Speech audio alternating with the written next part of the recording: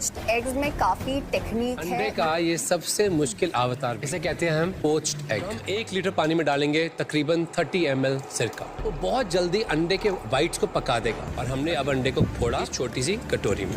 पानी देखें गर्म है और बॉइलिंग नहीं है। सेंटर ऑफ द वोल्केनो में रख देंगे, कवर करेंगे। पोचिंग जो है वो कम टेम्परेचर पे होती है, बॉइलिंग ज्यादा I temperature. love to season the poached egg बाहर से। हम इसे टैप करेंगे एक टिश्यू पेपर के ऊपर। इसमें छेक है टू रिमूव एक्सेस वाटर। जो अंडे का वाइट है बिल्कुल अभी